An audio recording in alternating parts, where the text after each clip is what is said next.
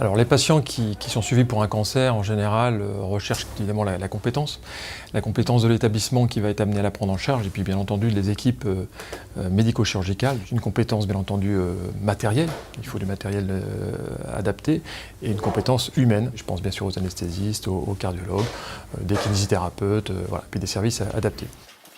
NCT+, c'est la réunion de deux sites géographiques sur Tours Centre et Tours Nord, la clinique Saint-Gatien et la clinique de l'Alliance.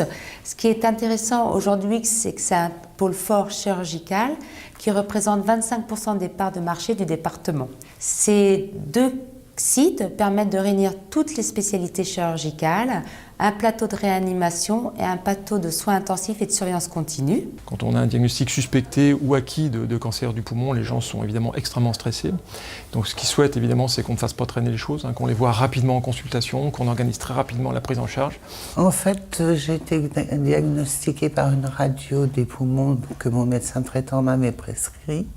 J'ai reçu une lettre du docteur Métois qui m'organisait mes journées le même jour avec le chef de service d'ici et l'anesthésiste à 1 heure d'écart. Comme j'habite loin, c'était parfait, ça m'évitait de venir 2 jours de suite. Non, tout a été vraiment très bien organisé. Les gens sont très sensibles au fait que le chirurgien qui va les voir en consultation préopératoire, qui va leur expliquer, qui va prendre le temps un petit peu d'instaurer un climat de confiance pour les amener à quelque chose dont ils redoutent énormément, c'est-à-dire l'intervention, surtout dans le climat du cancer qui est le leur. Ils apprécient énormément que ce soit le même chirurgien qui va les voir en consultation, qui va les opérer, qui va les suivre en consultation dans les services et en consultation externe après. Et puis, le dernier point, à mon sens, c'est la disponibilité. Disponibilité, bien sûr, pour le patient, mais également à tous les intervenants autour du patient. Et là, je pense principalement à la famille. En matière de cancer, on est autorisé, la loi nous l'autorise, à discuter un petit peu avec l'entourage familial. D'ailleurs, les gens sont souvent très demandeurs. Donc, c'est évidemment pour ces raisons-là que les patients viennent nous voir, pour des raisons de compétence.